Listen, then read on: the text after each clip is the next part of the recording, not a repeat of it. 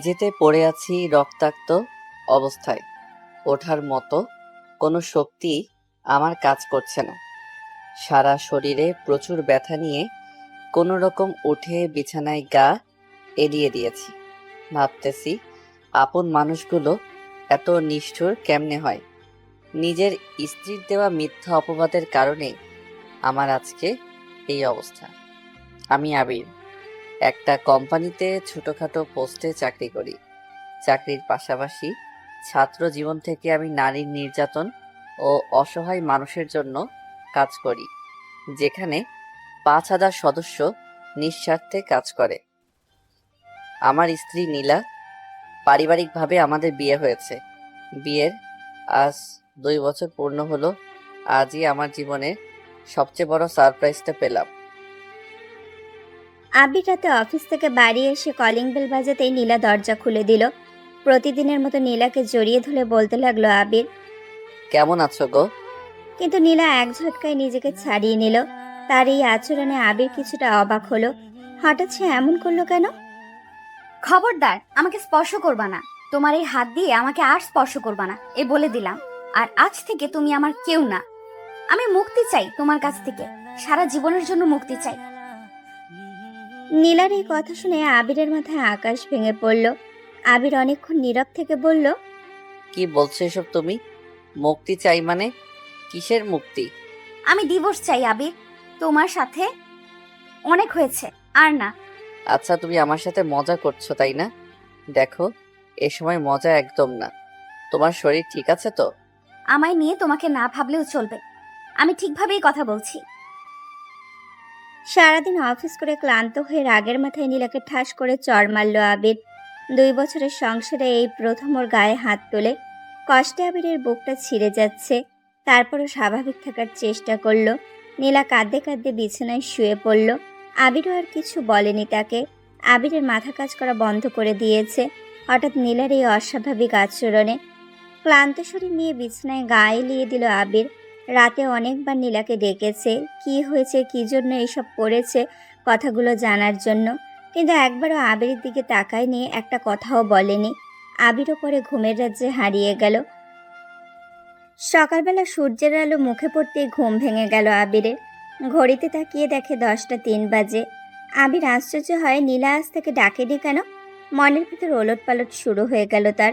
প্রতিদিন নীলার মিষ্টি গলায় ও কোমল হাতের ছোঁয়ায় ঘুম ভাঙে আবিরের। ঘুম থেকে উঠতে দেরি হলে শুরু করে বিভিন্ন কায়দায় ঘুম ভাঙানোর। মানবিমান তো আছেই, কিন্তু আজ কি হলো নীলার? এসব ভাবতে ভাবতে ওয়াশরুম থেকে ফ্রেশ হয়ে নিচে নামতেই একটা বড় শক খায় আবির। তার শ্বশুর আর নীলার বড় ভাই সোফায় বসে আছে, পাশে নীলাও দাঁড়িয়ে আছে। আবিরকে দেখে বলা শুরু করে দিল, তোর মতো ছেলেদের কাছে বিয়ে দিয়ে আমার মেয়ের জীবনটা নষ্ট হয়ে গেছে। কি ভাবছিস তুই অপকর্ম করবি আর আমরা কিছুই জানবো না? আমি নির্বাক হয়ে দাঁড়িয়ে রইলাম। কি হচ্ছে? কি অপকর্ম করছি? আমি তো কিছুই বুঝতে পারছি না। নীলা নীরবে চোখের জল ফেলছে। এর মধ্যেই নীলার বড় ভাই বলতে লাগলো, বাবা, এসব ছোট লোকদের সাথে কথা না বলে হাত পা ভেঙে দেওয়াটাই উচিত। একথা বলতে দেরি আবিরের গায়ে থাপ্পড় পড়তে দেরি হলো না। আবির তাল সামলাতে না পেরে নিচে পড়ে যায়। নীলার ভাই আবিরের কলার ধরে টেনে তুলে 4-5টা ঘুষি আবিরের মুখে বসিয়ে দেয়।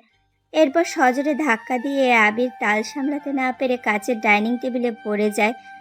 কাচের ডাইনিং টেবিল ভেঙে আবির নিচে পড়ে যায়। কাচ ভেঙে আবিরের শরীরের কিছু অংশে ঢুকে যায়। তারপরেও আবিরকে তারা ছাড়েনি। ডাইনিং টেবিলে থাকা ফল কাটার ছুরি নিয়ে আবিরের কাছে এগিয়ে আসতে নিলে নীলা বাধা দেয়। থাক ভাইয়া, যথেষ্ট শিক্ষা হয়েছে, আর না। এখন বাড়ি চলো। আমার শ্বশুর যাওয়ার আগে বলে গেলেন, নীলার জন্য আজ তুই বেঁচে গেলি। ডিভোর্স পেপারটা পাঠিয়ে দেবো, সই করে দিস। আর হ্যাঁ, ওই বাড়িতে নীলার উদ্দেশ্যে ভুলেও পা বাড়ালে তোর লাশটা টুকরো টুকরো করে সাগরে ভাসিয়ে দেবো।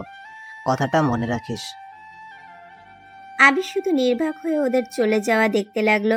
বিছানায় শুয়ে শুয়ে সকালের ঘটনা মনে করতে লাগলো। কখন যে ভোর হয়ে গেল বুঝতেও পারেনি। সারা শরীরে প্রচুর ব্যথা, ঠিক মতো উঠে দাঁড়াতেও পারছি না।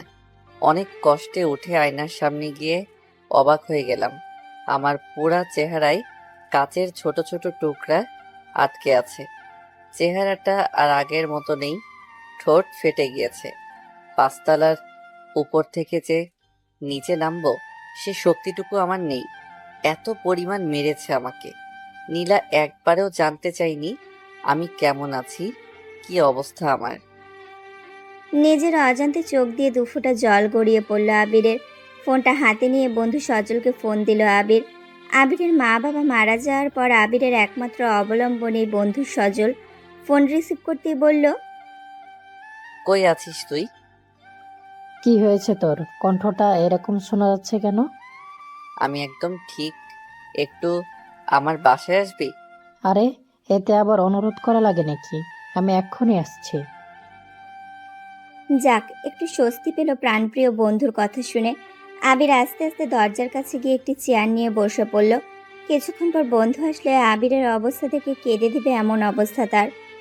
কি হয়েছে তোর? এই অবস্থা কিভাবে? কে করেছে? বল আমায়।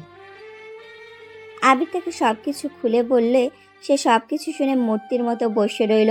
কারো মুখে কোনো কথা নেই, শুধু নীরবতা। নীরবতা ভেঙে সজল বলতে লাগলো, চিন্তা করিস না, সব ঠিক হয়ে যাবে। আবির শুধু মাথা নাড়ালো। কষ্টে ভেতরটা দুমড়ে মুচড়ে যাচ্ছে। সজলকে বলল, আমার একটা কাজ করে দিতে হবে। কি কাজ? বল। তুই শুধু এটুকু খোঁজ নিয়ে দেখ, ঠিক কি কারণে নীলা আমাকে ডিভোর্স দিতে চাচ্ছে। কি অন্যায় আমার। আমার অন্যায় হলে আমি মাথা নত করে মেনে নিব, তবুও মিথ্যা অপবাদ সহ্য করব না। প্লিজ ভাই, একটু খোঁজ নিয়ে দেখ। আচ্ছা, তুই চিন্তা করিস না, আমি দেখতেছি। তারপর সজল আবিরকে ব্যথার ওষুধ খাওয়ায় ও মাথায় ব্যান্ডেজ করে দেয়। তারপর চলে যায়। আবির বসে বসে ভাবছে, এই কি আমার সেই নীলা, যে কিনা আমার সামান্য জ্বরে বিচলিত হয়ে পড়তো, আমার অসুস্থতা দেখলে অনেক সেবা যত্ন করত, সামান্য অভিমানে কেঁদে কেঁদে বালিশ ভিজাতো, কিন্তু আজ সেই নীলা নেই। এভাবে দেখতে দেখতে এক সপ্তাহ চলে যায়। আবিরও মোটামুটি সুস্থ হয়ে ওঠে। সজল নিয়মিত খোঁজ খবর নিত, খাবার বাসায় দিয়ে যেত। এক সপ্তাহ আবির তার চাকরিতে যেতে পারেনি দেখে চাকরি থেকে আবিরকে বহিষ্কার করা হয়েছে। দুপুরের দিকে বসে বসে বই পড়ছে আবির।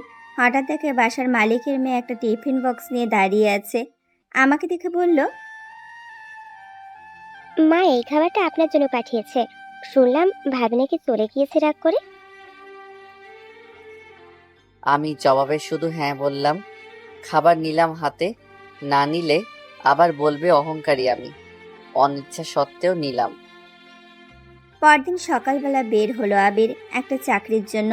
পথে সজলের সাথে দেখা। ওকে চাকরির কথা বলতেই বলল, আরে, আমার অফিসে একটা পোস্ট খালি আছে, কাল থেকে জয়েন করিস, সমস্যা নেই। যদিও বেতন অনেক কম, তাও রাজি হয়ে গেলাম, কারণ আমার চলার মতো টাকা তো লাগবে। এভাবে কয়েকদিন কেটে যায়। নীলার কোনো খবর নেই, ফোনও বন্ধ। আবিরের বাসার মালিকের মেয়ে প্রায়ই খাবার নিয়ে আসে। মেয়েটাকে মানা করা সত্ত্বেও নিয়ে আসে।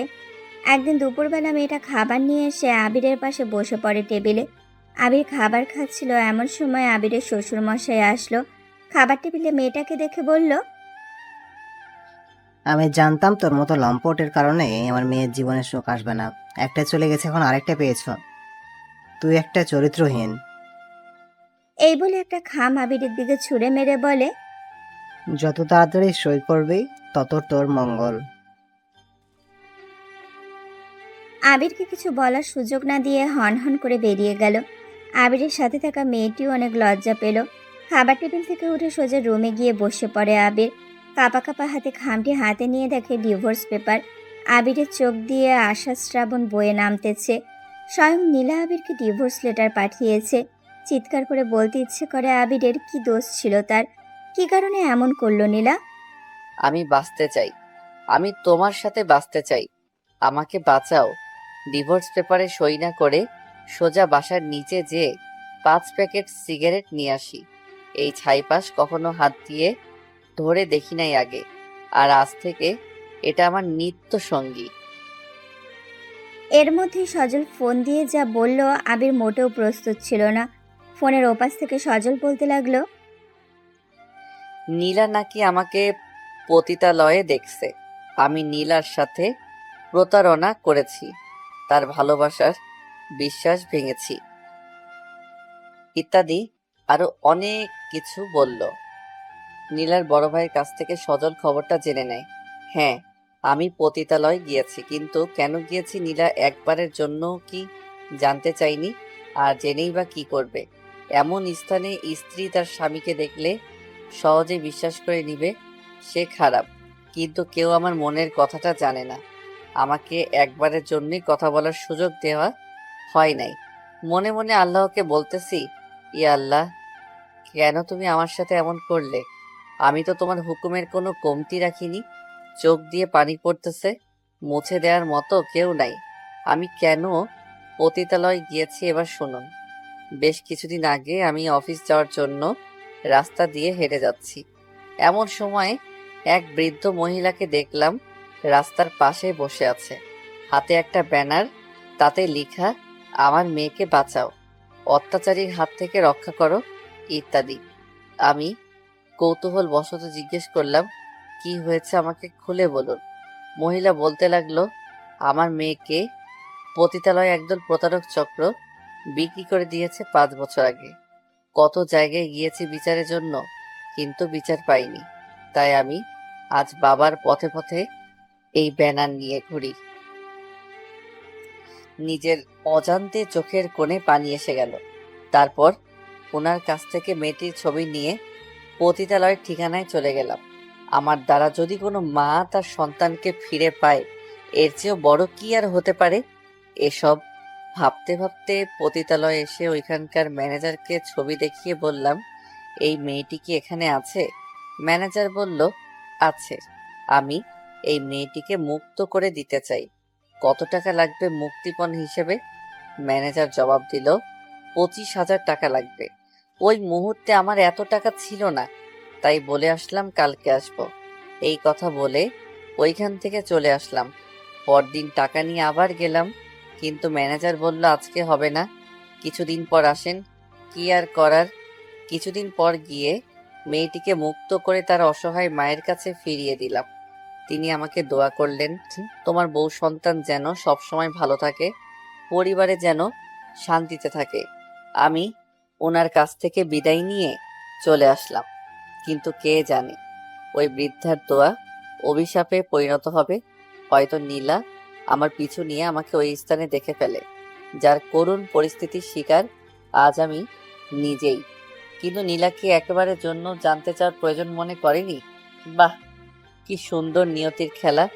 একজনকে মুক্তি দিয়ে এসে দেখি আরেকজন আমার কাছ থেকে মুক্তি নিয়ে নিছে।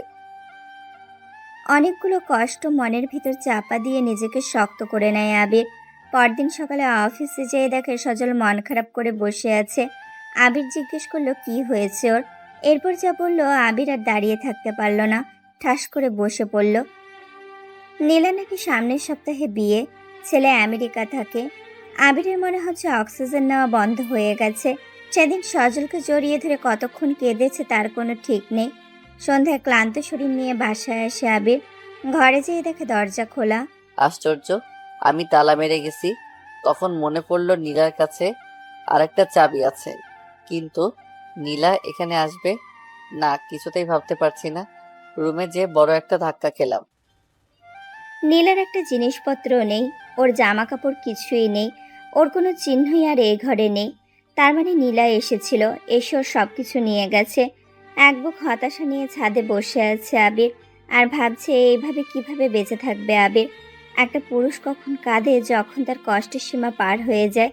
সারা রাত ছাদে কাটিয়ে দেয় আবির। ভোরবেলা ঘরে যেয়ে দেখে আজকেও আবারও মালিকের মেয়ে নাস্তা নিয়ে আসছে। কিছু বলল আবির না, রুম থেকে বের হয়ে নিচে যেতেই পেছন থেকে বলল, খাবেন না? আপনার চেহারা তো অনেক খারাপ হয়ে গিয়েছে। কে তুমি, আর কেনই বা আমার জন্য এত চিন্তা করো? বারে, একই ফ্ল্যাটে থাকেন, কেউ না হলেও প্রতিবেশী তো, মানুষ তো। প্লিজ খাবারটা খেয়ে নিন। আমি শুধু বললাম আমার খিদে নাই। এই কথা বলে রাস্তায় আনমনে হাঁটতে লাগলাম। রাস্তায় আনমনে হাঁটতেছি, হঠাৎ সজলের ফোন। আবির, কই তুই? এই তো একটু বাসার বাইরে আসছি।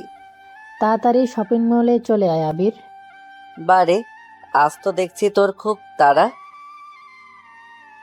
আরে আয় আগে তো।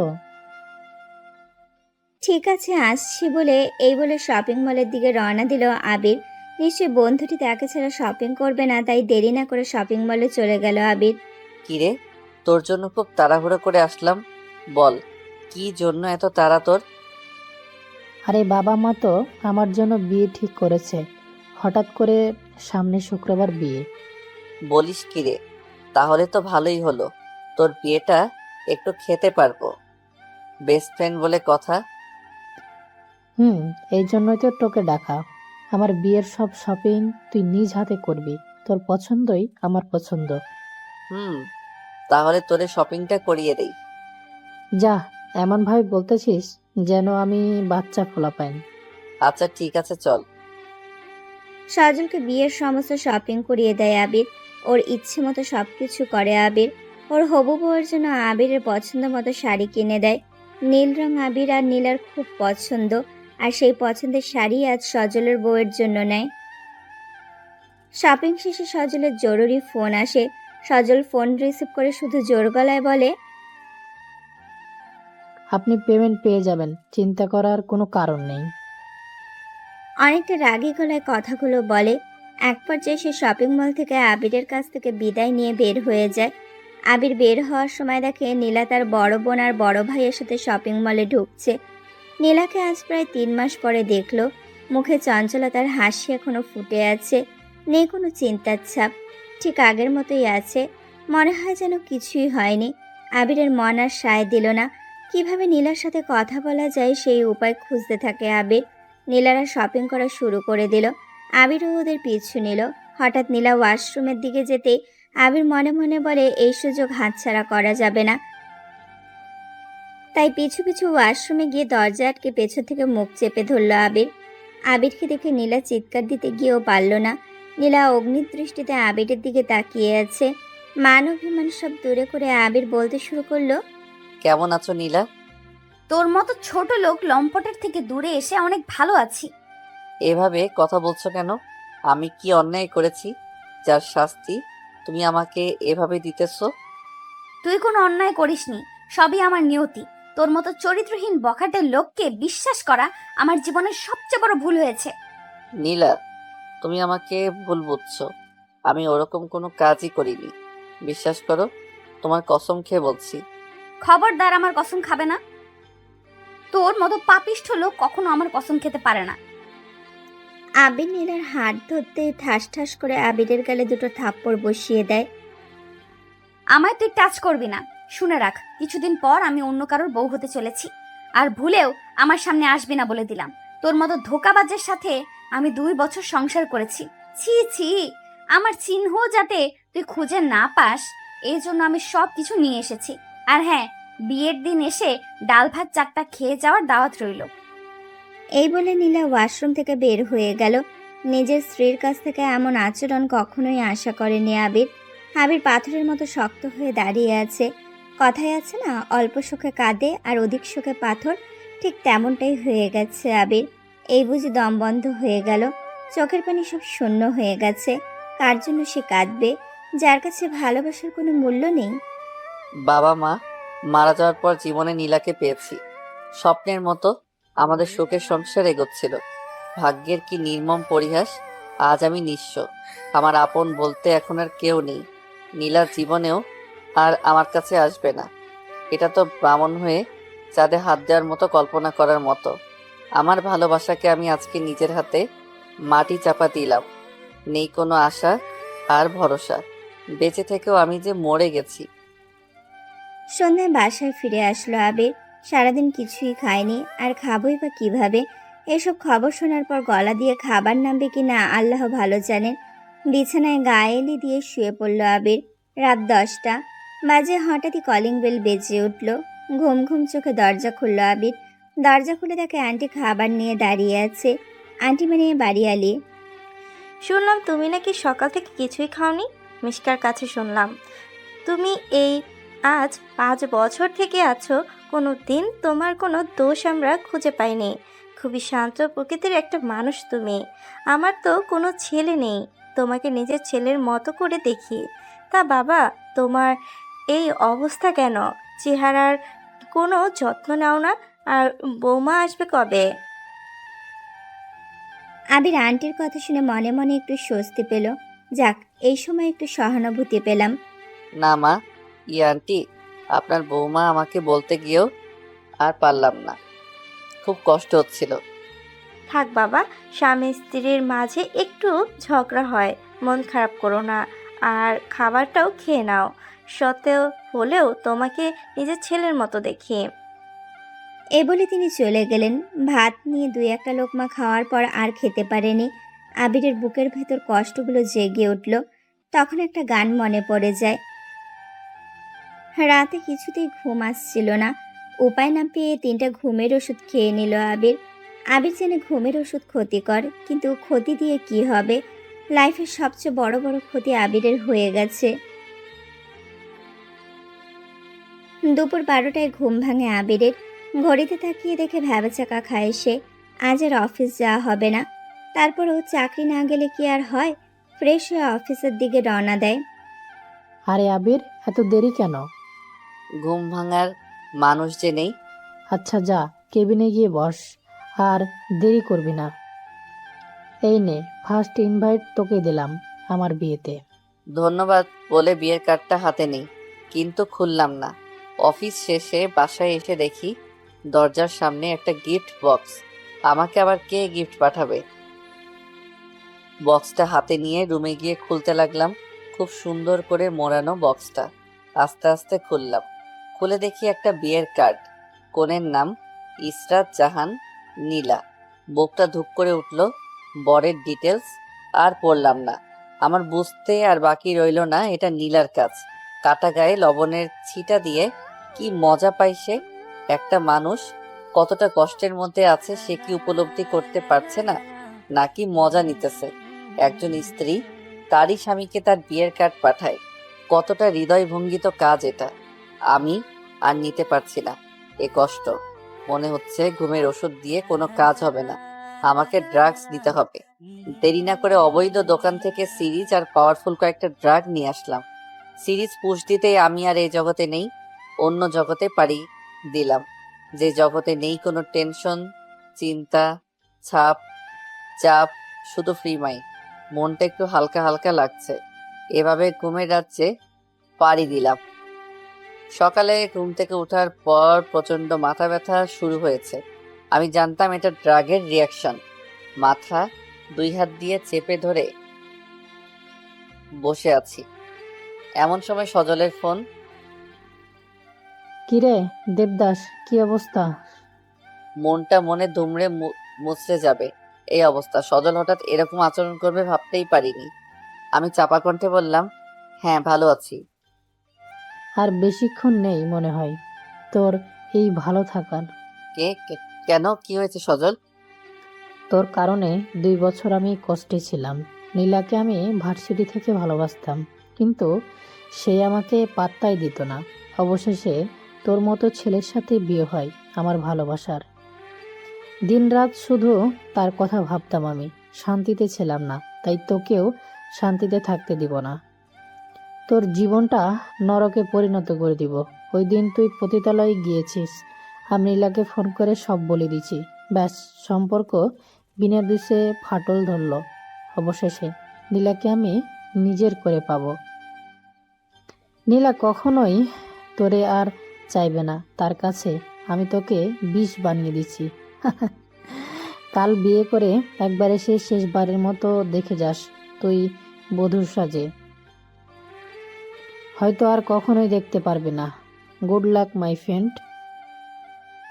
সজলের কথা শুনে দু চোখ দিয়ে শ্রাবণ বয়ে চলেছে আবিরের। বন্ধু হয়ে গলায় এভাবে ছুরি চালিয়ে দিল। কাল আমি শেষবারের মতো নীলাকে শুধু একবার দেখে যাব। আল্লাহ আমাকে ধৈর্য দাও। দোয়া করে নীলার জন্য অনেক সুখে থাকে যেন। এরপর থেকে নতুনভাবে আমার জীবন গুছিয়ে নিব। সময় যেমন কারো জন্য অপেক্ষা করে না, আমিও করব না। জীবন কারো জন্য থেমে থাকে না। জীবনের রং বদলে ফেলবো। আপন মানুষের আর অবহেলার পাত্র হব না। আজ শুক্রবার, এই দিনটি একটা পবিত্র দিন। আজ থেকে জীবন বদলে দেওয়া শুরু করব। আর আজকেই আমার নীলার বিয়ে। মনে মনে ভাবতেছি নীলাকে নিয়ে। নীলিমা, কেমন আছো তুমি? বড্ড জানতে ইচ্ছে করে। প্রতিদিনই ভাবি তোমায় নিয়ে কবিতা লিখব। লেখা হয় না এইভাবে যদি বিরক্ত হও। যখন উদাস দুপুরের হিমেল হাওয়া এসে তোমার চুলগুলিকে এলোমেলো করে দেয়, খুব ইচ্ছে করে আমার হাতের স্পর্শ দিয়ে গুছিয়ে দেই এলো চুলগুলি। ইচ্ছে করলেই যদি সব করা যেত, তবে ইচ্ছাগুলো অপূর্ণ থাকতো না। বুকের ভেতর যে যন্ত্রণাগুলি এত বোঝা হয়ে নিজেকে তিলে তিলে শেষ করে দেয়, তুমি চলে যাবার পর বুঝেছি। বারে বারে মনে পড়ে তোমার স্মৃতি। আমি মুছে ফেলতে চাই স্মৃতিগুলোকে, পারি না। স্মৃতিগুলো বড্ড কষ্ট দেয়। নীলিমা, তুমি একদিন বলেছিলে আমায়, মনে আছে তোমার? যদি শুভ্র নীল আকাশ মেঘে ঢেকে যায়, যদি শুভ্র নীল আকাশ মেঘে মেঘে ঢেকে যায়, চারিদিকে অন্ধকারে ঢেকে যায়, তখন আমি যেন তোমার কাছে ছুটে যাই। অভিমানী মন যেতে দেয়নি আমায় তোমার কাছে। নীলিমা, তোমার দেওয়া হলুদ পাঞ্জাবিটা পরে থাকি রোজ, তোমার ছোঁয়া পাবো বলে। নিজেকে হিমু ভাবতে ইচ্ছে হয় এখন। ইচ্ছে হয় খালি পায়ে দুজন শিশির ঘাসে পা ভিজিয়ে দুজনে মিলে শিউলি ফুল কুড়িয়ে আনবো। তা আর হয়ে ওঠে কই। হয়তো তোমার সামনে দাঁড়ানোর কোনো যোগ্যতা নেই, তবুও ফিরে আসতে চাইলে এসো। কিছু দিতে না পারলেও এই বুকটা সেদিনও পেতে দিব। আসবে তো নীলিমা? কিন্তু আমার ভাবনাগুলো কোনো কাজেই আসবে না। নীলাকে শুধু এক নজর দেখে আজ থেকে এই প্রাণের শহর ত্যাগ করব। খুব কষ্ট হচ্ছে, কিন্তু আমার কিছুই করার নেই।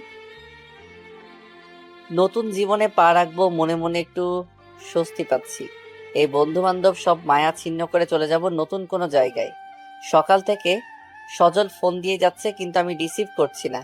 এমন সময় দরজায় কলিং বেল বেজে উঠলো। দরজা খুলে দেখি সজল দাঁড়িয়ে আছে।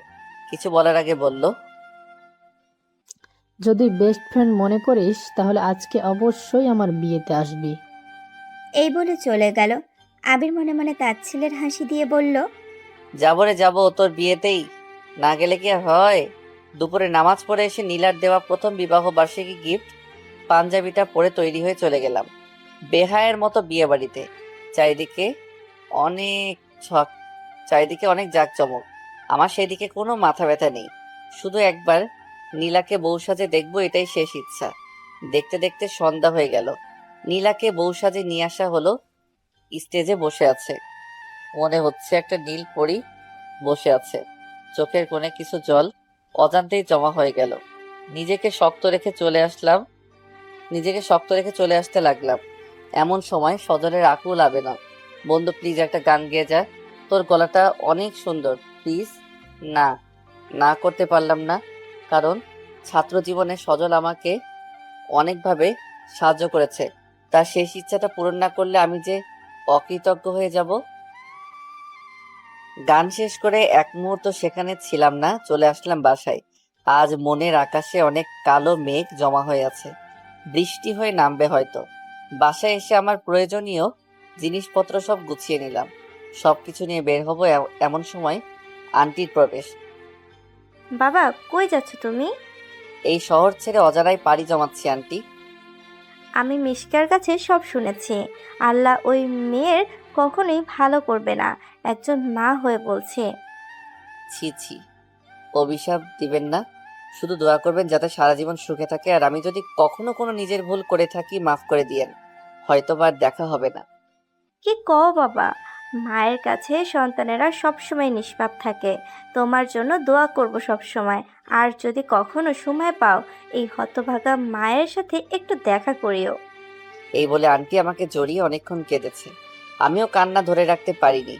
সবশেষে বিদায় নিয়ে রেল স্টেশনে বসে ঢা- রেল স্টেশনে বসে আছি, ঢাকা টু চট্টগ্রামগামী ট্রেনের অপেক্ষায়। যথাসময় ট্রেনও এসে গেল। আমি পাড়ি জমালাম অজানা এক উদ্দেশ্যে, নিজেকে প্রতিষ্ঠিত করার লক্ষ্যে। অতীতের সব গ্লানি মুছে ফেলেছি। একটা দুঃস্বপ্ন বলে নিজেকে সান্ত্বনা দিতে লাগলাম। দেখতে দেখতে 6 বছর পার হয়ে গেল। আমি একটা সাংবাদিকের চাকরি করি, ভালোই চলে আমার দিনকাল। মাসের 3 দিন সময় ব্যয় করি পথশিশুদের সাথে, বেতনের অর্ধেক টাকা বরাদ্দ করি তাদের জন্য। একরকম অদ্ভুত প্রশান্তি কাজ করে মনের ভিতর। আমার তো কেউই নাই, তাদেরকে আপন করে নিয়েছি। আজ আমি প্রতিষ্ঠিত, আমার কোনো চিন্তা কোনো চাপ নেই। আজকে দেখা করতে যাব যিনি আমাকে নিজের ছেলে বলে ডেকেছে, তার সাথে খুব আনন্দ লাগছে মনের ভিতর।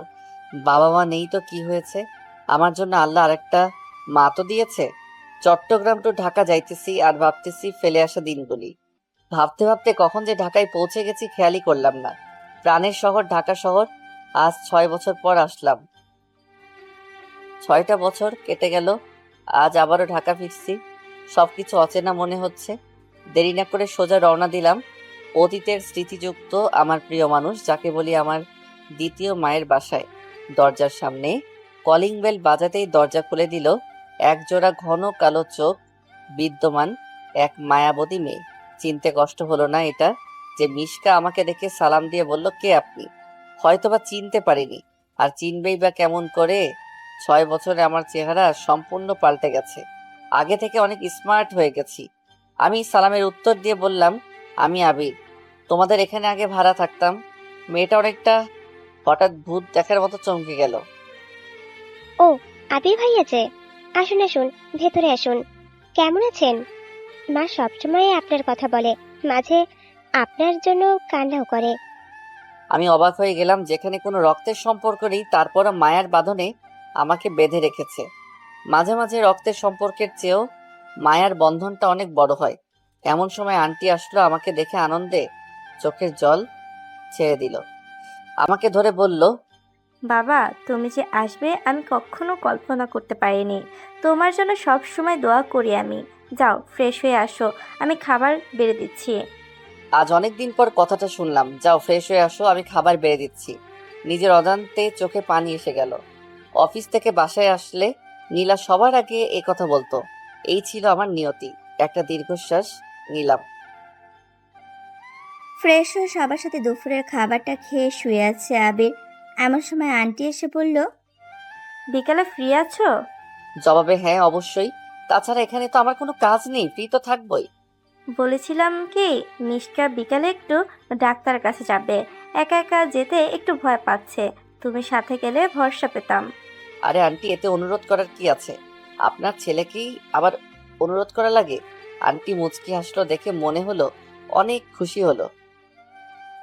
আচ্ছা বাবা, আমি এখন যাই, তুমি বরং রেস্ট নাও। বিকেলে মিশকা একটা আকাশি কালারের শাড়ি পরেছে, কাচের চুড়ি হাতে, চোখে কাজল দিয়ে আমার সাথে বের হয়েছে। ওকে দেখলে যে কোনো মানুষ প্রেমে পড়ে যাবে। ওকে দেখে নীলার কথা খুব মনে পড়ে যায় আবিরের। যথারীতি ডাক্তারের চেম্বারে পৌঁছে গেল দুইজনে। ডাক্তার দেখা শেষে চেম্বার থেকে বের হবে এমন সময় একজন শাড়ি পরা নারীর সাথে ধাক্কা খেলো আবির। এই যে মিস্টার, দেখে শুনে চলতে পারেন না? কণ্ঠটা খুব পরিচিত মনে হলো। পিছনে ফিরে তাকাতে বড়সড় ধাক্কা খেলাম। মনের কষ্টটা আবার জেগে উঠল। এই যে নীলা সামান্য একটু পরিবর্তন হয়েছে শুধু। মেয়েদের বয়স ধরা খুব মুশকিল।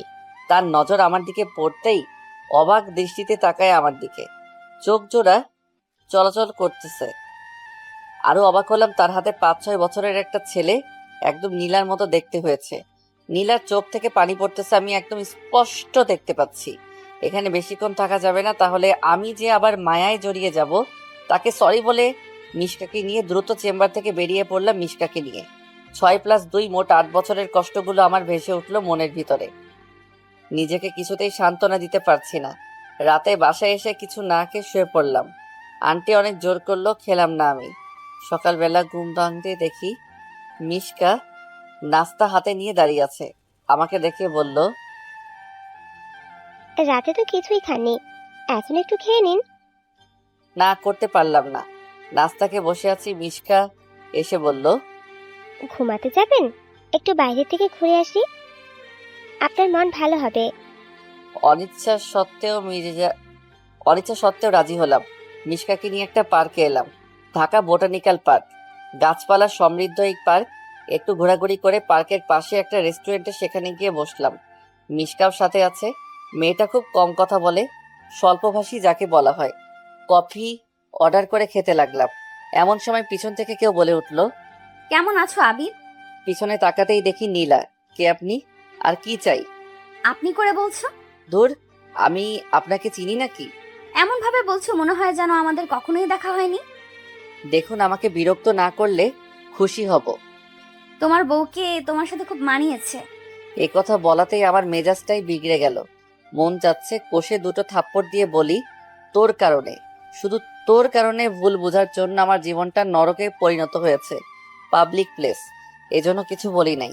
মিশকাকে নিয়ে সাথে সাথে ওই স্থান ত্যাগ করলাম। যাওয়ার সময় দেখতে পেলাম নীলার চোখগুলো ফুলে গেছে। তাতে আমার কি, আমি বা ওর কি হই? আমার কোনো যায় আসে না, ও মরুক আর বাঁচুক, আই ডোন্ট কেয়ার। কথা বলতে খুব কষ্ট হচ্ছিল, তারপরে বললাম, আমার সাথে কেন এরকম হচ্ছে? কেন পুরনো স্মৃতিগুলো আবার চোখের সামনে আসছে? আমি নতুন জীবন চেয়েছি, কেন আবার পিছুটান আমাকে আটকাচ্ছে? এসব ভাবতে ভাবতে বাড়ি চলে আসলাম। পরদিন আমি বসে বসে নিউজ আপডেট করছিলাম ল্যাপটপে। এমন সময় আন্টি আসলো। তোমাকে একটা কথা বলার ছিল। হ্যাঁ আন্টি বলেন, সমস্যা নেই। বলেছিলাম কি, বাবা, একা একা নিঃসঙ্গ আর কত কাল থাকবা? নিজেও তো একটা বিয়ে করে নিতে পারো। আন্টি একাকী আমার নিত্য সঙ্গী, মনের কেউ নেই যাকে বিয়ে করব। মন ভাঙলে তো আর তো জোড়া লাগে না। তোমার কোনো আপত্তি না থাকলে একটা প্রস্তাব রাখতাম। জি বলেন আন্টি। আমি তোমাকে নিজের ছেলে হিসেবে সারা জীবন রাখতে চাই। হবে কি আমার ছেলে মিশকাকে তোমার সাথে বিয়ে দিতে চাই। আমি পুরাই ভেবাচেকা খেয়ে যাই। তোমাকে জোর করছি না, শুধু অনুরোধ করলাম। এই বলে তিনি চলে গেলেন। আমি বড্ড দোটানায় পড়ে গেলাম। একদিকে মিশকা, অন্যদিকে নীলা। পরক্ষণে মনে হলো, নীলার তো স্বামী সংসার ছেলে সব আছে, তাহলে কেন শুধু শুধু চিন্তা করছি? শত হলেও আমার প্রথম ভালোবাসা নীলা, ভুলে কি থাকা যায়? নীলার কথাগুলো ভাবতেছি, স্বার্থপরের মতো আমাকে একা করে দিল বিনা দোষে। আজ আমি নিঃসঙ্গ, হয়তো এটাই নিয়তি। বিকেলে বের হয়ে গেছি, অনেক রাতে বাসায় ফিরলাম। কলিং বেল বাজাতেই মিশকা দরজা খুলে দিল। মনে হয় আমার অপেক্ষায় বসেছিল, কিন্তু আমার কোনো ফিলিংস কাজ করছে না। একটা মেয়ে আমার খুব কেয়ার নিতেছে, আমার সেদিকে কোনো মনোযোগ নেই। আমার হৃদয়ে শুধু নীলাই থাকবে। এত রাতে বাইরে কি করেন? রাতে বাইরে থাকতে নেই, ফ্রেশ হয়ে আসুন, আমি খাবার দিচ্ছি। আমি কিছুই বললাম না, চুপচাপ খাবার খেয়ে বিছানায় চলে এলাম। সকালে ঘুম থেকে উঠে ল্যাপটপ হাতে নিয়ে দেখি একটা ইমেল আসছে। সিন করতেই দেখি আমার ডিপার্টমেন্ট থেকে আমাকে চট্টগ্রাম টু ঢাকা বদলি করা হয়েছে। কি আর করার, অন্যের অধীনে কাজ করলে এই অবস্থা হবে, তাহলে পথশিশুদের কি হবে? দূর, এত চাপ মানুষ সহ্য করে নাকি? ওদের আমার এখন দোয়াই যথেষ্ট। রেডি হয়ে অফিসে রওনা দিলাম। আবির সাহেব, আপনাকে এখন বঙ্গবন্ধু মেডিকেল কলেজ যেতে হবে একজন রোগীর ইন্টারভিউ নিতে। ওকে, যাচ্ছি। অফিস থেকে একটা বাইক দিছে, সে বাইকে করে চলে আসলাম মেডিকেলে। রোগীর ইন্টারভিউ ভালোভাবে নিলাম। এমন একটা চিৎকার শুনতে পাই পাশে নার্সকে জিজ্ঞাসা করতেই বলল, এখানে আজ 6 বছর থেকে একজন রোগী ভর্তি হয়ে আছে। তার পরিবার তাকে দেখাশোনা করছে। একটি অ্যাক্সিডেন্টে তার চলার সাথী পা কাজ করা বন্ধ করে দিয়েছে এবং তার যৌনশক্তি চিরদিনের মতো নষ্ট হয়ে গেছে। কথাটা শুনে একটু অবাক হলাম। হাসপাতাল থেকে বের হয়ে এসেছি, তখনই মনে পড়লো রোগীটাকে একটু দেখে আসি। বেচারার খুব নির্মম অবস্থা। 201 নম্বর কেবিনে যেতে একটা অনেক বড় ধাক্কা খেলাম। এটার কেউ নয়, আমারই প্রাণপ্রিয় বন্ধু সজল। তার চেহারার খুবই করুণ অবস্থা। আমার চোখে টলমল করতেছে। শত হলেও আমার বন্ধু ছিল। সে আমাকে দেখা মাত্র লজ্জায় মুখ লুকালো। আমি তার কাছে গিয়ে বসলাম, মাথায় হাত বুলিয়ে দিতেই কান্না শুরু করে দিল। বন্ধু, আমাকে ক্ষমা করে দাও। তুমি ক্ষমা না করলে স্বয়ং আল্লাহ আমাকে ক্ষমা করবে না। আমার পাপের শাস্তি আমি দুনিয়াতেই পাচ্ছি। নীলা কেমন আছে? আমি জিজ্ঞাসা করলাম। তোদের সংসার তো সুখে যাচ্ছে না। আমার দিকে সজল অসহায় দৃষ্টিতে তাকালো আর বলল, ওই দিন তুই চলে যাওয়ার পর যখন কাজী সাহেব আসলো, তখন নীলার মাথা ঘুরে পড়ে যায়। ডাক্তার এসে চেক আপ করার পর বলে নীলা মা হতে চলেছে। আমার বাবা কথাটা শোনার পর আমাকে আর বিয়ে করতে দেয়নি। পরে আমরা চলে আসার সময় ট্রাকের নিচে গাড়িতে চাপা পড়ি। এরপর আমার আজ এই অবস্থা। এই কথা বলেই সজল কাঁদতে লাগলো। তোদের সুখের সংসার ভাঙতে গিয়ে সুখ নামক বস্তু আমার জীবন থেকে জীবনের জন্য হারিয়ে গেল। সজলের কথা শুনে কান্না চেপে ধরে রাখতে পারিনি। আর ভাবতে লাগলাম আমি তো তোকে কোনো অভিশাপ দেইনি। নামাজ পড়ে তোদের জন্য দোয়া করতাম। মনে হয় আল্লাহ অবিচার সহ্য করতে পারেনি। সজল আমার হাত ধরে বলতে লাগলো, নীলা তোকে খুব ভালোবাসে। আমার কাছে এসে নিজের ভুল ক্ষমা চেয়েছে। 6 বছর থেকে নাকি তোকে অনেক খুঁজেছে কিন্তু পাইনি। তুই প্লিজ ওকে ক্ষমা করে দে, আর ওকে কষ্ট দিস না। আমি কিছুই বললাম না, চুপচাপ ওখান থেকে চলে আসলো। রাতে বাসায় এসে ভাবতেছি নীলাকে কি ক্ষমা করব। ক্ষমা করব, তবে ওকে আমার পাওনা কষ্টগুলো ভোগ করতে হবে। মনে মনে প্ল্যান এঁটে ফেললাম। সকালে রেডি হয়ে অফিসে চলে গেলাম। ওখানে যেয়ে আমি পুরাই শক খেলাম। আমার অফিসের এক্সিকিউটিভ অফিসার যে নীলা, যেখানে বাঘের ভয় সেখানেই রাত পোহায়। আমার সহকর্মী ছিল এক মেয়ে কলিগ, তাকে পল্টিয়ে ফেলতে হবে। যেই ভাবা সেই কাজ। হাই কিউটি, কেমন আছো? ভালো। আপনি তোমার মতো সুন্দরী কলিগ পেয়ে কে না খারাপ থাকতে চায়। কিছু বলবেন? বললাম আমিও ভালো আছি। আমি আবির চৌধুরী থেকে এখানে বদলি হয়ে এসেছি। ও, ভালো তো। আর আমি অনিকা, আপনার সহকর্মী। এখন থেকে আমরা ফ্রেন্ড। ওকে, নো প্রবলেম। দুপুরে কাজ শেষে আমার ডেস্কে বসে আছি, এমন সময় একটা বাচ্চা ছেলের ভালোবাসা দেখলাম। আরে এই তো সেই ছেলে যাকে নীলার সাথে আমি দেখেছি। আমি ডাক দিতে আমার কাছে আসলো। তোমার নাম কি বাবা? আসাদ। এখানে তুমি কার কাছে এসেছো? কেন, আম্মুর সাথে। আম্মু আমাকে প্রতিদিনই এখানে নিয়ে আসে। তোমার আব্বুর নাম কি? ইশরাত জাহান নীলা।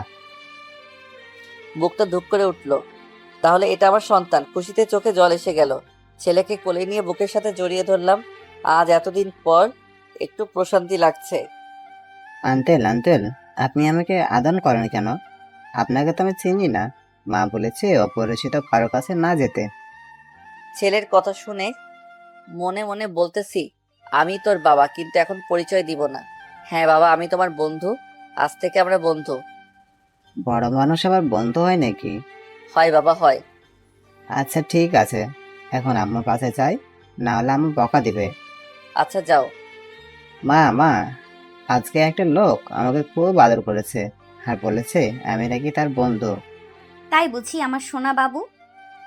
জানো মা, লোকটা খুবই ভালো আর অনেক সুন্দর। সুন্দর মানুষকে সুন্দরী বলে বাবা।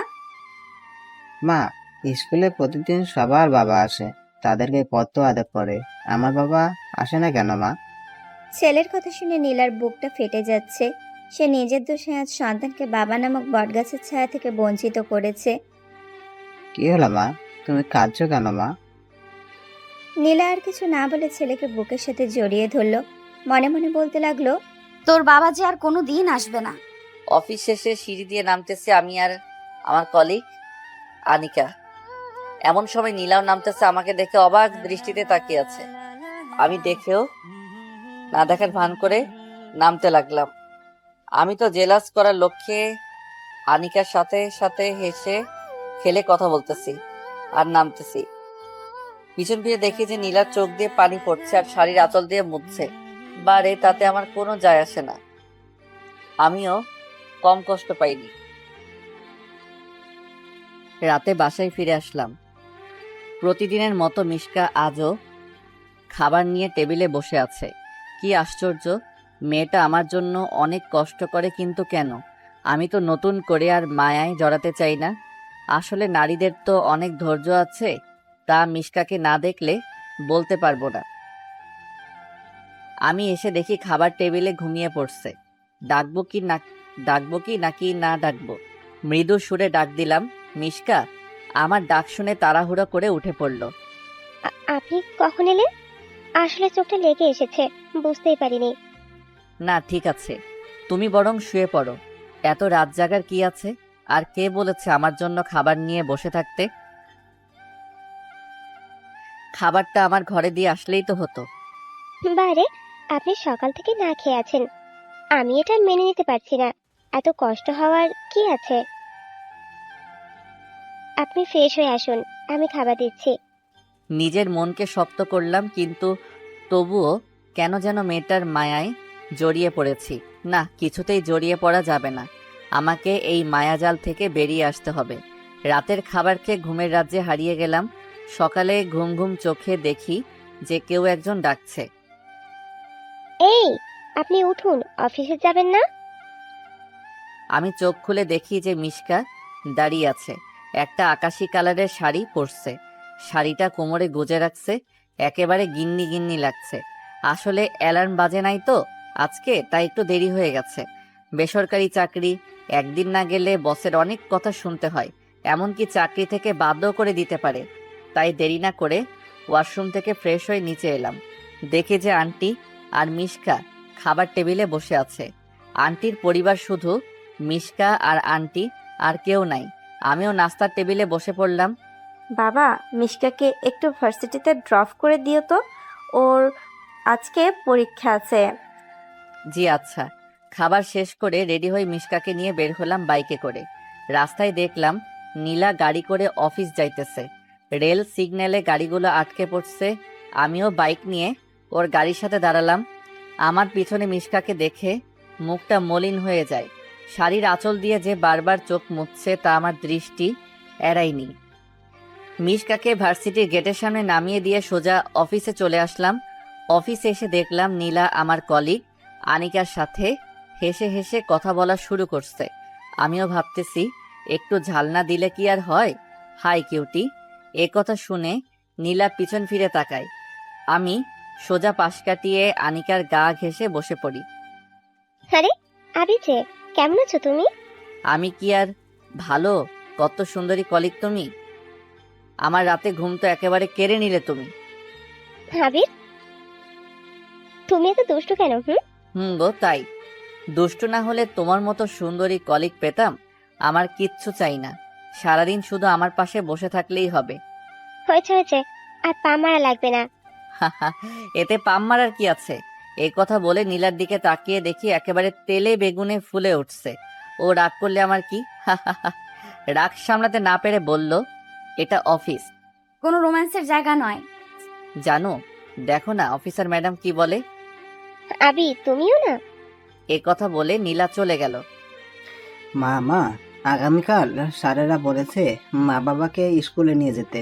তুমি তো প্রতিবারই বাবাকে নিয়ে যাও না। ছেলের কথা শুনে নীলা অনেকটা কষ্ট পেল। তখনই তার মনে পড়ল, আবিরের তো বউ আছে। আমার ছেলেটাকে এখন বাবার পরিচয় দিলে সে মেনে নিবে না। না না, আমার ছেলেকে আমি নিব। না না, আমার ছেলেকে আমি দিব। তার এই নিষ্পাপ মনে আমি কষ্টের দাগ লাগাতে দিব না। আমার ছেলে যদি জানতে পারে তার বাবার আরেকটা বউ আছে, খুব কষ্ট পাবে। আমি আমার ছেলেকে আঁকড়ে ধরে জীবন কাটিয়ে দিতে চাই। আবির আমাকে ক্ষমা করবে কিনা জানি না। আমার ভুলের জন্য বিধাতা প্রতিনিয়ত আমাকে কষ্ট দিতেছে। সারা জীবন আবিরের জন্য দোয়া করব, ও যাতে ভালো থাকে। যাক বাবা, এবার বুঝবো কারো মনে আঘাত দেওয়ার কষ্ট কেমন হয়। আমি আমার কাজ করে চলছি। দুপুরে লাঞ্চ টাইমে সবাই ক্যান্টিনে খাওয়ার প্রস্তুতি নিচ্ছে। আমি যে আনিকার সাথে বসলাম। আমি তো কোনো টিফিন নিয়ে যাইনি, তাই বিরিয়ানি কিনতে যাওয়ার সময় আনিকা বলতে লাগলো, থাক আর যেতে হবে না, আমার খাবারটা ভাগ করে দুইজনে খাবো। আমার বিপরীত টেবিলে নীলা বসছে, আমার দিকে বারবার আর চোখে তাকাচ্ছে। আনিকা আর আমি খাচ্ছি। হঠাৎ করে আনিকার মুখে আমি লোকমা তুলে দিলাম। নীলার চোখ এড়ায়নি। নীলা সহ্য করতে না পেরে এখান থেকে উঠে গেছে। এখন কেন চলে যাও নীলা? যখন তুমি বেনারসি শাড়ি পরে বিয়ের আসরে বসেছিলে, আমার ভিতর কি হয়েছিল একমাত্র আমি জানি। আর এতটুকু কষ্ট তোমার সহ্য হয় না? ভালোবাসা মানে হচ্ছে বিশ্বাসের একটা ব্যাপার আছে, যেটা কেউ বোঝে না। নিজের স্ত্রীকে অন্যের সাথে বিয়ের আসরে দেখলে এর মতো কষ্টকর ব্যাপার পৃথিবীতে আর একটাও নেই। কি ভাবছো আবির? আরে কিছু না। তুমি আমাকে মুখে লোকমা দিলে কেন? আমি কি তোমার বউ লাগি নাকি? দূর, বউ হতে যাবে কেন? তুমি তো আমার বেস্ট ফ্রেন্ড, আর বেস্ট ফ্রেন্ডরা বউয়ের চেয়েও বেশি হয়। এ মা, তাই বুঝি? মারবো একটা নাক বরাবর। 7 দিন মেডিকেলে থাকবা, বুঝলে? তাহলে তো ভালোই হয়, সেবা যত্ন করতে পারবা। তোমার সাথে কথা বলে আমি আর পারবো না। দুপুরের খাবার শেষ করে কেবিনে বসে আছি। অফিসটা একটু ঘুরে ঘুরে দেখতে লাগলাম। নতুন এসেছি, এখনো কিছুই দেখা হয়নি। নীলার কেবিন দিয়ে যাইতেছি, এমন সময় শুনলাম নীলা কার সাথে ফোনে কথা বলছে আর কান্না করতেছে। আমার কাছে খুব খারাপ লাগলো নীলার কান্না, যে আমার একেবারে সহ্য হয় না। দেরি না করে ওখান থেকে চলে আসলাম। আগামীকাল একটু ছুটি নিতে হবে। অফিসের বসের কাছে যেয়ে একদিন ছুটি মঞ্জুর করে নিলাম। আজ আর অফিস যাব না, ভাবলাম একটু ঘুরে আসি। বাইক নিয়ে বেরিয়ে পড়লাম। কিছুক্ষণ যাওয়ার পর চোখ পড়লো একটা স্কুলের গেটে। দেখি যে আমার ছেলেটা ব্যাগ ঘাড়ে নিয়ে দাঁড়িয়ে আছে। কাছে যে জিজ্ঞেস করলাম, কি হলো বাবা, এখানে মন খারাপ করে দাঁড়িয়ে আছো কেন? জানো আঙ্কেল, আমার বাবা নেই। আজকে স্কুলে সবার বাবা মাকে ডেকেছে। আম্মু এসে শুধু স্যারের সাথে কথা বলে গেছে, তাই আমি রাগ করে এখানে দাঁড়িয়ে আছি। ছেলের কথা শুনে বুকের বাঁ পাশে চিনচিন ব্যথা শুরু হয়ে গেল। মনে মনে বলতেছি, আমিই তোর বাবাই, শুধু পরিস্থিতির কারণে আজ তোর কাছ থেকে দূরে। ছেলেকে আদর করে দারোয়ানকে বলে স্কুলের গেটের ভিতরে ঢুকিয়ে দিয়ে আসলাম। মনে মনে ভাবতেছি, নীলা না হয় নিষ্ঠুর, তাই বলে আমিও নিষ্ঠুর হব? নিজের ছেলের পরিচয় আমার কাছ থেকে গোপন রাখলো। নিজের ছেলের কাছে আমি আজ পিতৃ পরিচয় গোপন রাখলাম। খুব কষ্ট হচ্ছে। মা, আজও ওই আঙ্কেলটা আমার স্কুলে আসছিল, আমাকে অনেক আদর করেছে। ওই রকম যদি আমার বাবা হতো খুব ভালো হতো না মা? আসাদ, তোমাকে না বলেছি পরিচিত কোনো লোকের কাছে না যেতে? আর কোনো আঙ্কেল আমাকে একটু কালকে দেখিয়ে দিও তো। আর কোন আঙ্কেল আমাকে একটু দেখিয়ে দিও তো। আচ্ছা ঠিক আছে মা। নীলা এখন তার বাবার বাসায় থাকে না, একটা ফ্ল্যাট নিচে সেখানে থাকে। অবশ্যই তার বাবা ভাইকে আমি খুব ভয় পাই। তারা মানুষ হিসেবে ভালো হলেও রাগের মাথায় ওরা সব করতে পারে। এমন মেন্টালিটি লোকদের এড়িয়ে চলাই শ্রেয়। পরদিন অফিসে গিয়ে কেবিনে কাজ করতেছি, এমন সময় পিয়ন এসে বলল, নীলা ম্যাডাম আপনাকে ডাকেছে। আমি দেরি না করে চলে গেলাম। মিস্টার আবির খান, আপনাকে যে নিউজ আপডেট করতে বলেছিলাম, আপনি শিরোনাম ছাড়া নিউজ দিছেন কেন? আসলে ম্যাডাম ভুলে গিয়েছিলাম একটু। রাখেন আপনার ভুলে যাওয়া। আপনার জন্য অনেক বিতর্কিত মন্তব্য শুনতে হয়েছে আমাদেরকে। আর ভুলে তো যাবেনই, সুন্দরী কলিগদের সাথে নষ্টি ফষ্টি করলেই তো সবাই ভুলেই যায়। Sorry madam. এমন সময় আসাদ এসে বলল, মা, ওই আঙ্কেলটা আমাকে খুব আদর করে, তোমাকে এনার কথাই বলছিলাম। নীলা জিজ্ঞাসা সূচক দৃষ্টিতে আমার দিকে তাকালো। আমি তার মুখে একটু খুশির ছাপ দেখতে পাচ্ছি। তারপর আবার কঠোর রূপ ধারণ করলো। তোমাকে না বাধা করেছি অপরিচিত ফালতু মানুষের কাছে না যেতে?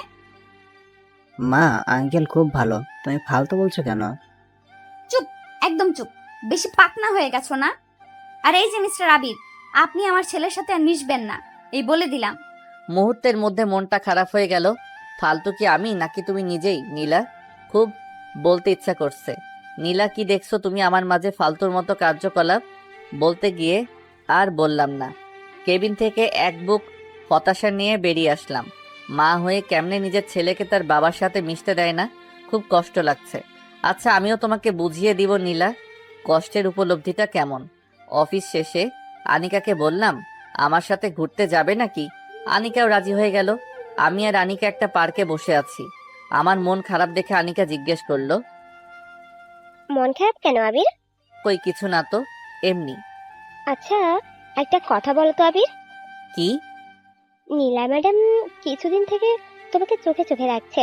আমার সাথে হেসে কথা বললে প্রচুর রাগ হয়। সেদিন আমাকে জিজ্ঞাসা করলো, আবিরের সাথে তোমার কিসের এত সম্পর্ক? তোমাদের আচরণ দেখে মনে হলো স্বামী স্ত্রী। আরো অনেক কথা বলেছে। আচ্ছা, তোমার সাথে নীলা ম্যাডামের কোনো সম্পর্ক আছে নাকি? আমি দীর্ঘশ্বাস ফেলে জবাব দিলাম, থাক না ওসব কথা। আমাকে বলতেই হবে আবির, বলো। নীলা আমার স্ত্রী। কথাটা বলতে অনেকটা অবাক হয় আনিকা। ভ্রু কুঁচকে বলে, মানে? আমি পুরো ঘটনাটা বললাম। আনিকার দিকে তাকিয়ে দেখি আনিকা কাঁদছে। আমি বললাম, কাঁদছো কেন আনিকা? তুমি তো সত্যি অনেক ধৈর্যশীল আবির।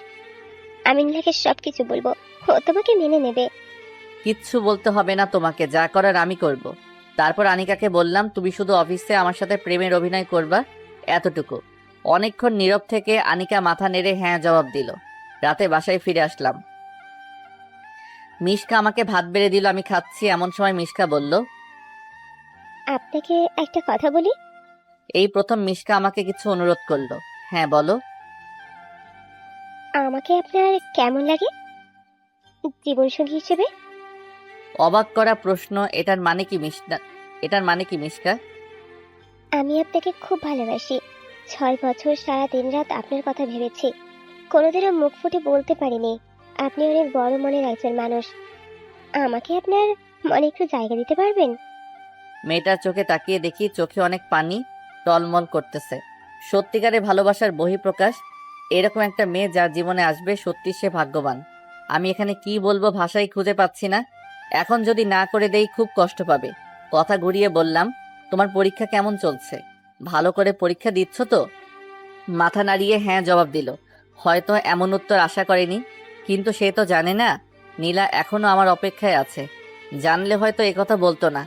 খাওয়া দাওয়া শেষ করে বিছানায় শুয়ে পড়লাম। কি করব কিছুই বুঝতে পারছি না। ভাবতে ভাবতে ঘুমিয়ে পড়লাম।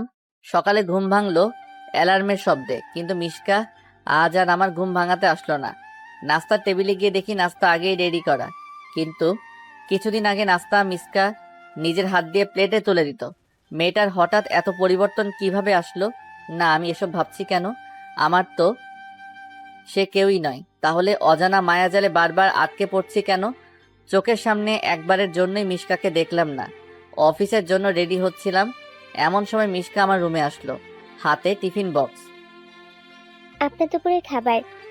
তাকিয়ে দেখি চেহারাটা অনেকটা শুকিয়ে গেছে, চোখ দুটো অনেক ফুলে গেছে।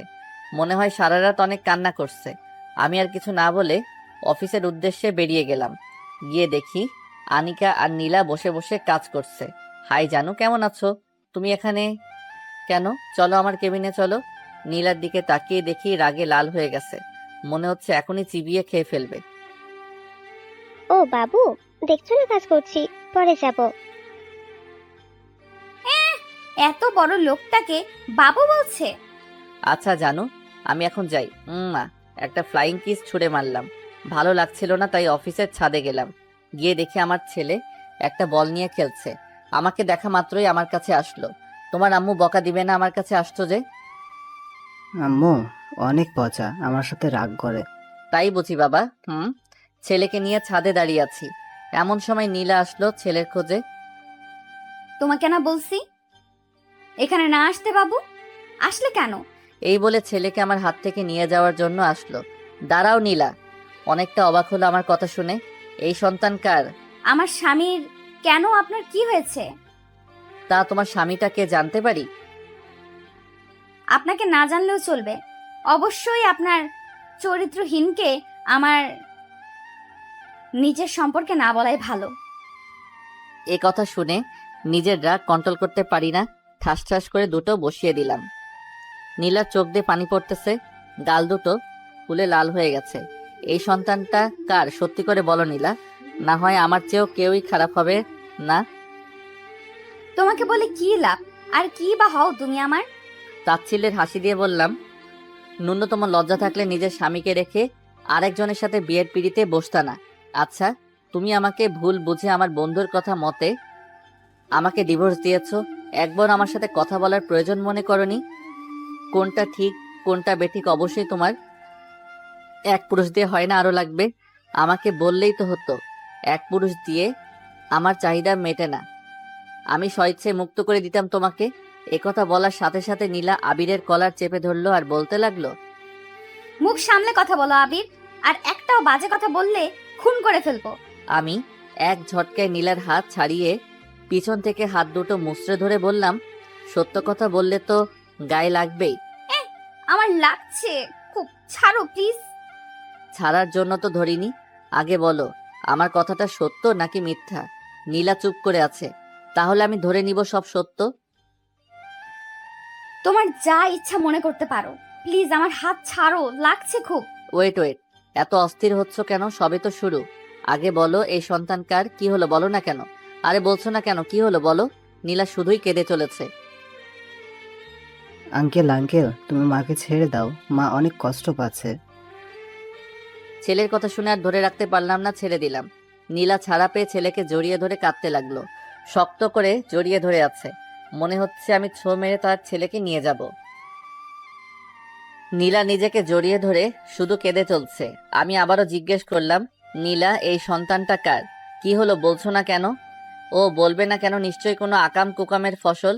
নীলার চোখ দিয়ে শুধু পানি পড়ছে। আমি এই কথা বলে ওই স্থান ত্যাগ করলাম। অফিসে বসে নিজের কাজে মনোযোগ দিলাম।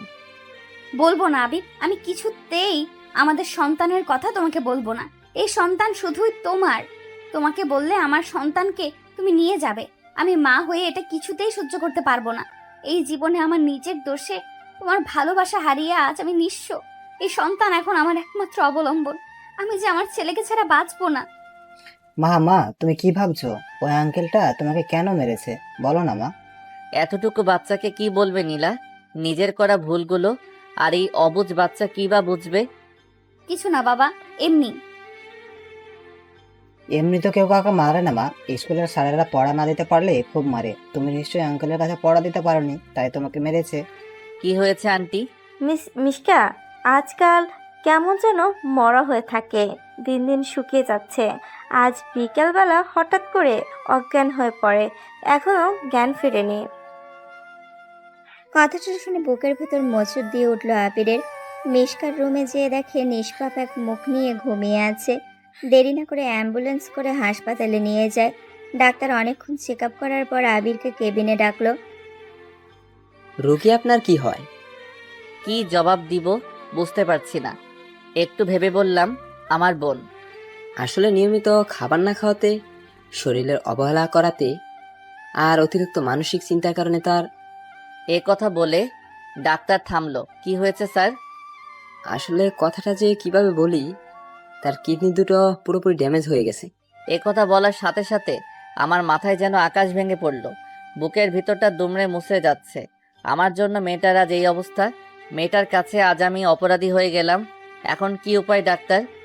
1 সপ্তাহের মধ্যে একটা সুস্থ সবল কিডনি প্রতিস্থাপন না করলে মারাও যেতে পারে। নিজের চোখ দিয়ে অজান্তে পানি পড়া শুরু করে দিল। অনেকক্ষণ ভেবে ডাক্তারকে বললাম, আমি একটা কিডনি দিব। কি বলছেন আপনি? আমি ঠিকই বলছি, আপনি আমার কিডনি দিয়ে মিশকাকে বাঁচিয়ে তুলুন। আপনি কি বলছেন এসব? আমি ঠিকই বলছি। আমার জন্য আজ তার এই অবস্থা। তাই প্লিজ আমার কিডনিটা নিন। সত্যিই আপনি খুব বড় দিলওয়ালে ব্যক্তি। আজকাল আপনার মতো মানবাধিকারী ব্যক্তি পাওয়া খুবই দুষ্কর এবং এক মহৎ ভাই। আপনি যে কিনা নিজের বোনের জন্য কিডনি দান করতে কোনো দ্বিধাবোধ করেন না। আপনি 205 নম্বর রুমে চলে যান, সেখানে আপনার অপারেশন করা হবে।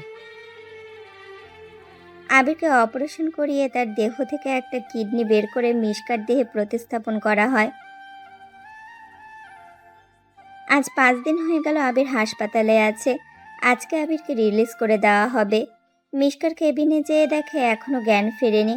মাথায় আস্তে করে হাত বুলিয়ে বলল, আমায় ক্ষমা করে দিও মিশকা। আমি তোমার ভালোবাসার যোগ্য নই। একটা নার্সকে ডেকে একটা কাগজ আর কলম আনিয়ে নিলাম আর মিশকার উদ্দেশ্যে একটা চিঠি লিখলাম। প্রিয় মিশকা, শুরুতেই ক্ষমা চেয়ে নিচ্ছি। আমি তোমার উপর অনেক জুলুম করে ফেলেছি। তোমার ভালোবাসাকে আমি অবহেলা করেছি, বুঝতে পারিনি তোমার ভালোবাসা। দয়া করে আমাকে ক্ষমা করে দিও। তুমি বলেছ আমার মনটা অনেক বড়, কিন্তু বিশ্বাস করো, এই বড় মনে শুধু আমার কষ্ট ছাড়া আর কিছুই নেই।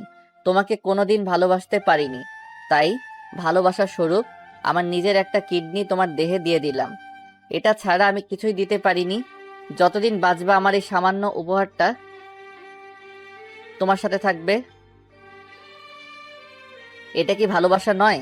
তোমার সামনে আসতে আমার প্রচুর সংকোচ হয়, তাই আজ থেকে তোমাদেরকে ছেড়ে চলে যাচ্ছি। আন্টিকে বলিও আমাকে যাতে ক্ষমা করে দেয়। ইতি, তোমার প্রিয় আবির ভাই। চিঠিটা নার্সকে দিয়ে আসলাম আর বলে এসেছি মিশকাকে যেন এটা দিয়ে দেয়।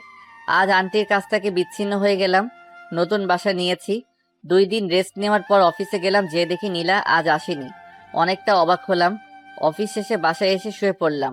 পরদিন সকালে ভাবতেছি নীলা কেন অফিসে আসেনি। না, আজ আমার ছেলেকে আমার কাছে নিয়ে আসবই। ওকে ছাড়া আমার একা একা ভালো লাগে না। আনিকাকে ফোন দিয়ে ওর কাছ থেকে নীলার বাসার ঠিকানাটা নিলাম। বাসায় গিয়ে কলিং বেল বাজাতেই আসাদ মানে আমার ছেলে দরজা খুলে দিল। আমাকে দেখে খুশিতে বলল, আঙ্কেল। এমন সময় নীলা রান্নাঘর থেকে বেরিয়ে আসলো। আমাকে দেখে অনেকটা অবাক হয়ে গেল। এখানে কেন এসেছো? আমার ছেলেকে নিয়ে যেতে এসেছি। তুমি যতই ওর কাছ থেকে আমার পরিচয় গোপন করো না কেন, কোনো লাভ নেই। কে তোমার ছেলে? খবরদার, আমার ছেলেকে ছুবে না। এটা আমারই ছেলে নীলা। না। না মানে এক্ষুনি ডিএনএ টেস্ট করব? তোমার যাই ইচ্ছে করো। আমি আমার ছেলেকে আমি কোথাও যেতে দেব না। এই বলে আসাদকে জড়িয়ে ধরল নীলা। আমি হ্যাচকে একটা টান দিয়ে আসাদকে নিয়ে আসলাম নিজের কাছে। ওকে কোলে করে নিয়ে যাইতেছি, এমন সময় নীলার চিৎকার। আমার ছেলেকে নিয়ে নিও না প্লিজ, আমার বুক খালি করো না, ফিরিয়ে দাও আমার বাবা সোনাকে। আমি কোনো কথায় কান্না দিয়ে দরজার সামনে ছেলেকে নিয়ে এগিয়ে যেতে লাগলাম। নীলা আমার পায়ে পড়ে গেল। তোমার দুটি পায়ে পড়ি, আমার ছেলেকে নিয়ে যেও না। এই বলে কাঁদতে লাগলো। আমি হাত দিয়ে ধাক্কা দিয়ে নীলাকে সরিয়ে আসাদকে নিয়ে বেরিয়ে আসলাম। আঙ্কেল আঙ্কেল, আমাকে কোথায় নিয়ে যাচ্ছ? আঙ্কেল না বলে আমাকে বাবাকে বলল, আমি তোমার বাবা। সত্যি বাবা? হ্যাঁ, আমি তোমার বাবা। ছেলেকে নিয়ে নিজের বাসায় ফিরে আসলাম। রাতে খাবার খেয়ে শুয়ে পড়লাম। বাবা বাবা, বলো। মা আমাকে ছাড়া কোনোদিনও ঘুমায়নি। আমাকে না পেলে মা মরেই যাবে। ছেলের কথা শুনে বুকের ভিতর ঘন্টা বেজে উঠল। নীলা যদি সত্যই কিছু করে ফেলে। এমনিতে যে রাত, 7-5 না ভেবে আসাদকে নিয়ে নীলার বাসায় রওনা হলাম। বাসায় যে যা দেখলাম তা দেখার জন্য আমি মোটেও প্রস্তুত ছিলাম না। দরজা খুলে ভিতরে প্রবেশ করতে দেখি নীলা মেঝেতে পড়ে আছে। কপাল ফেটে একটু রক্ত বের হচ্ছে, হাত দিয়ে রক্ত পড়ছে। সম্ভবত শিরা কাটার চেষ্টা করেছে। দেরি না করে তাড়াতাড়ি কোলে তুলে নিয়ে বিছানায় শুয়ে দিলাম। কপালে হাত দিয়ে দেখি প্রচুর জ্বরে গা পুড়ে যাচ্ছে। সারা রাত মাথায় জলপট্টি দিলাম। নিজ হাতে বাসায় রান্না করেছি। নীলাকে নিজের হাতে খাইয়ে দিলাম। আজ 6 বছর পর নীলার এতটা কাছে আসার সুযোগ পেলাম। অন্যরকম একটা ভালোবাসার কাজ করছে মনের ভিতর, কিন্তু নীলার এখনো জ্বর কমেনি। রাতে নীলার মাথার কাছে বসে আছি, এমন সময় জ্বরের ঘোরে নীলা বলে উঠল, আবির আমাকে ছেড়ে চলে যাবে না তো? আমাকে ক্ষমা করে দাও, আমি ক্ষমার অযোগ্য জানি। তুমি চুপচাপ শুয়ে থাকো তো, জ্বরের ঘোরে কি যাতা বকছো। এ কথা বলে উঠে যাব এমন সময় নীলা আমার হাত ধরে এক ঝাটকায় নীলার মুখের সামনে আমার মুখ নিয়ে এলো। নীলা আমার কলার চেপে ধরে আছে। ওর নিঃশ্বাস আমার মুখের উপর পড়ছে। একদম খুব কাছে অবস্থান করছি আমি, আর বলতে লাগলো, আর কত কষ্ট দিবে আমাকে বলো আবির, বলো। তুমি যখন অন্য মেয়ের সাথে হেসে গেলে কথা বলো, আমার প্রচুর কষ্ট হয়, মনে হয় যে আমি মারা যাই। আমি জানি তুমি এখনো বিয়ে করো নাই, আমাকে তুমি খুব ভালোবাসো, এটাও আমি জানি। তোমার জীবনে অন্য কাউকে আপন করে নেওয়ার আগে নিজ হাতে আমাকে মেরে ফেলো। আমি এই জীবন আর রাখতে চাই না। কষ্ট তোমার থেকে আমি বেশি পাচ্ছি। তোমার জীবনে নতুন কেউ আসলে আমি সহ্য করতে পারবো না। জানি তুমি আনিকাকে বিয়ে করবে। ওই দিন যখন তুমি আনিকাকে আমার সামনে বিয়ের প্রস্তাব দিয়েছো, জানি ওই দিন আমি আত্মহত্যা করতে গিয়েছিলাম, শুধুমাত্র আমার ছেলের কথা ভেবে, আর করি নাই। এই বলে নীলা চোখের জল ফেলতে লাগলো। আমাকে শক্ত করে নিজের বুকের সাথে জড়িয়ে আছে। আমি আর ছাড়াতে পারলাম না। হয়তো জ্বরের ঘোরে এসব বলতেছে। এসব ভাবতে ভাবতে কখন যে ঘুমিয়ে গেছি টেরই পেলাম না। সকালে ঘুম ভেঙে দেখি যে নীলা আগের মতো আমাকে জড়িয়ে শুয়ে পড়ছে। নীলার থেকে নিজেকে ছাড়িয়ে ওর কপালে হাত দিয়ে দেখি এখন আর জ্বর নেই। একটা স্বস্তির নিঃশ্বাস ফেললাম। নীলাকে না ডেকে ফ্রেশ হয়ে অফিসে চলে গেলাম। সন্ধ্যায় নীলার বাসায় আসলাম। নীলার কোনো কথাবার্তা নেই, চুপচাপ আমাকে খাবার বেড়ে দিচ্ছে। আমি খেয়ে দিয়ে ছেলেকে আদর করে চলে আসব, এমন সময় নীলার ডাক। আবির, জি বলো নীলা। তোমার কাছে একটা জিনিস চাইবো, দিবে? ধরে নাও আমার জীবনে এটাই শেষ ইচ্ছা। মনের ভিতর ওলটপালট হয়ে গেছে কথাটা শোনার পর থেকে। চাপা কণ্ঠে জবাব দিলাম, কি জিনিস? একটা রাত, শুধু একটা রাত তোমার কাছে স্বামীর অধিকারটুকু চাই। জীবনের কিচ্ছু চাইবো না, শুধু একটা রাত চাই। কি বলছো এসব? তোমার মাথা ঠিক আছে তো? প্লিজ না করো না, আমার এই অপূর্ণ ইচ্ছেটা পূরণ করো। এই বলে নীলা আমার দিকে এগিয়ে আসলো। আমার পায়ের উপর পা দিয়ে আমাকে জড়িয়ে ধরে ঠোঁটে ঠোঁট মিশিয়ে দিল। আমিও নিজেকে আর কন্ট্রোল করতে পারলাম না। সারা রাত নীলা নিজেকে আমার কাছে বিলিয়ে দিয়েছে। আমি তাকে ভালোবাসা দিয়ে ভরিয়ে দেই। সকালবেলা ঘুম থেকে উঠে দেখি নীলা নেই। রাতের ঘটনা মনে করতেই নিজের উপর রাগ ঘৃণা হচ্ছে। কিন্তু নীলাও নেই, আমার ছেলেটাও নেই। বাসায় তন্ন তন্ন করে খুঁজলাম, কিন্তু কোথাও নেই। গেলটা কই? আমার মনে হচ্ছে নীলাকে আমি হারিয়ে ফেলেছি। আমার নিঃশ্বাস বন্ধ হয়ে আসছে। মনে হচ্ছে দম বন্ধ হয়ে এক্ষুনি মারা যাব। অফিসে খোঁজ নিয়ে দেখি নীলা চাকরি ছেড়ে চলে গেছে। কিন্তু ও যাবেটা কই? বাবার বাসায় যাবে। আর দেরি না করে যত ভয় আছে সব কাটিয়ে রওনা দিলাম নীলার বাবার বাসায়। কিন্তু সেখানে গিয়ে বড়সড় ধাক্কা খেলাম। বাসায় তালা মারা, কেউই নেই। মনে হচ্ছে এখানে কেউই থাকে না। এক বুক হতাশা নিয়ে ফিরে আসলাম বাসায়। 1 সপ্তাহ কেটে যায়, নীলার কোনো খোঁজ খবরই নেই। আনিকাকে ফোন দিয়ে বলতেই সে বলল, শপিং মলের ঠিকানা নিয়ে চলে গেলাম সেখানে। ম্যানেজারকে জিজ্ঞাসা করলাম, গতকাল একজন মহিলা আসছিল এখানে কেনাকাটা করতে, হাতে একটা বাচ্চা ছেলেকে নিয়ে। হ্যাঁ, এসেছিল তো। মনে মনে আল্লাহর দরবারে শুকরিয়া আদায় করলাম। কিন্তু কোথায় গেছে আপনি বলতে পারবেন? দেখুন, আমাদের এখানে অনেকেই আসে যায়, আমাদের এতগুলো মনে থাকে নাকি? তাকিয়ে দেখলাম যে ক্যাম্পেইন অফার 2019। ম্যানেজারকে জিজ্ঞেস করলাম, এটা কিসের অফার? যারা 2000 টাকার উপরে কেনাকাটা করে তাদের জন্য এটা একটা লটারির আয়োজন করা হয়েছে। ম্যানেজারের হাতে 1000 টাকার একটা নোট গুজে দিয়ে বললাম, ইসরাত জাহান নীলা, এই নামে কাউকে দিচ্ছেন নাকি? লটারির টিকিট একটু চেক করে দেখুন তো, আর আমাকে তার ডিটেলস দেন। ম্যানেজার ল্যাপটপে চেক করে বলল, হ্যাঁ, গতকাল তিনি এই টিকিট পাইছে। দেরি না করে ফোন নাম্বারটা নিয়ে নিলাম। এখনই যদি ফোন দেই আমার গলার আওয়াজ শুনলেই ফোন কেটে দিবে। আনিকাকে ফোন দিয়ে নাম্বারটা বললাম, দেখো তো আনিকা, এই নাম্বারটার লোকেশন বের করা যায় নাকি? কিছুক্ষণ পর আনিকা জানালো, মিরপুর 7 নম্বরে বর্তমান অবস্থান করছে। আনিকা আমাকে লোকেশনে ট্যাগ দিয়ে দিল। আমি ওই ট্যাগ ইউজ করে পৌঁছে গেলাম কাঙ্ক্ষিত ঠিকানায়। একটা বাড়ির সামনে আসলাম। বাড়িটা খুবই সাধারণ। ভিতরে প্রবেশ করে দরজায় কড়া নাড়ালাম। নীলার মা দরজা খুলে, মানে আমার শাশুড়ি দরজা খুলে দিল। আমাকে দেখে ভূত দেখার মতো চমকে উঠল। ভাবতেই পারিনি হয়তো আমাকে দেখতে পারবে এভাবে। আরে আবির বাবা যে, ভিতরে আসো, কেমন আছো? অনেক কথা বলল, নিজেদের ভুলের জন্য ক্ষমাও চাইল। নীলার বাবা এবং ভাই আমাকে দেখে বুকে জড়িয়ে নিল, বারবার ক্ষমা চাচ্ছে। নীলার বাবা আমাকে জড়িয়ে ধরে কেঁদেই দিল। আমিও চোখের পানি আটকাতে পারিনি। সবশেষে নীলার রুমে গেলাম। নীলা বসে বসে ফোন টিপছে। আমি আস্তে আস্তে গিয়ে পিছন থেকে জড়িয়ে ধরলাম। তো তুমি এইখানে কেন এসেছো? যাও, চলে যাও, গো। বারে, আমি আমার বউয়ের বাড়িতে আসছি। আমি কারো বউ নই, তুমি চলে যাও। আনিকা না হলে খুব কষ্ট পাবে। আমার থেকে ছাড়ার জন্য চেষ্টা করছে, আমিও আরো শক্ত করে জড়িয়ে ধরে আছি। ছাড়ো বলছি, ছাড়ো। নিজের বউকে ধরেছি, ছাড়বো কেন?